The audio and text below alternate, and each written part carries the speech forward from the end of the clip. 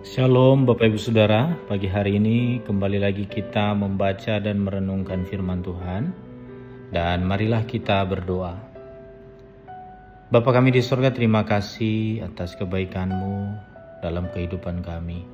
Pagi hari ini kami masih bisa bangun dari tidur kami, bahkan kami masih bisa bernafas. Itu semua karena kasih kemurahan-Mu dalam hidup kami. Sebelum kami masuk dalam berbagai kegiatan kami hari ini, pagi hari ini kami mau membaca merenungkan firman Tuhan. Biarlah firman-Mu menguatkan kami, menegur kami, dan menuntun jalan kami. Dalam nama Tuhan Yesus kami berdoa. Amin. Bapak Ibu Saudara, tema renungan kita pagi hari ini yaitu menghormati Tuhan. Mazmur 97 ayat 9, sebab Engkaulah ya Tuhan yang maha tinggi di atas seluruh bumi, Engkau sangat dimuliakan di atas segala Allah. Saudara, ketaatan adalah hak mutlak yang Tuhan tuntut dari kehidupan anak-anaknya. Ibadah, pelayanan, persembahan, atau segala sesuatu yang kita kerjakan untuk Tuhan tidak akan berarti apa-apa tanpa disertai ketaatan melakukan kehendak Tuhan. Karena itu kita diingatkan untuk menjaga langkah saat berjalan ke rumah Tuhan.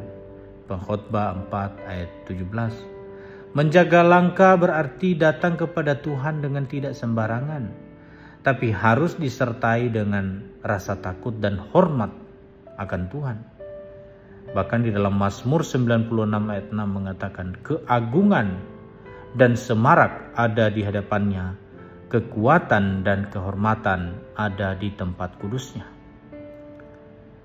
Banyak anak Tuhan tak mengalami berkat-berkat Tuhan oleh karena mereka sudah kehilangan rasa hormat kepada Tuhan. Mereka datang beribadah bukan karena kerinduan yang besar untuk bertemu Tuhan secara pribadi, tapi hanya sebagai rutinitas atau kegiatan agamawi.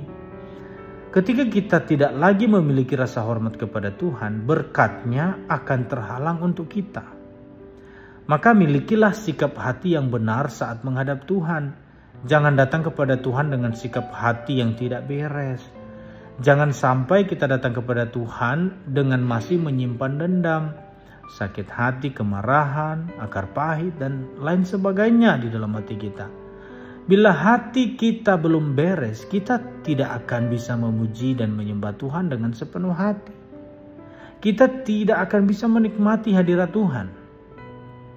Maka sebelum beribadah kepada Tuhan, alangkah baiknya jika kita menyiapkan seluruh keberadaan hidup kita terlebih dahulu, supaya ibadah kita benar-benar menjadi persembahan yang hidup, yang kudus, dan yang berkenan kepada Tuhan. Roma 12 ayat 1. Nah saudara, firman Tuhan memerintahkan kita untuk mengasihi Tuhan dengan segenap hati, segenap jiwa, dan segenap akal budi kita.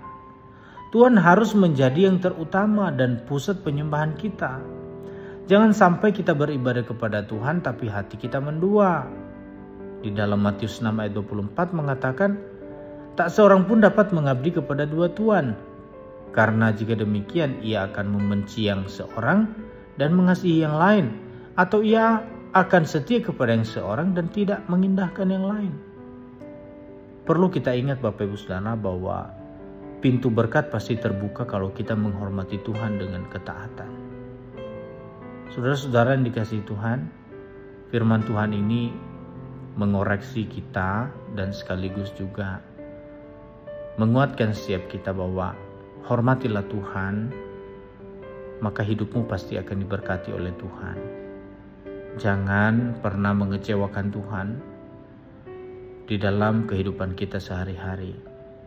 Hormati Dia, bahwa Dia adalah Allah yang maha besar, yang maha mulia, pemilik kehidupan kita.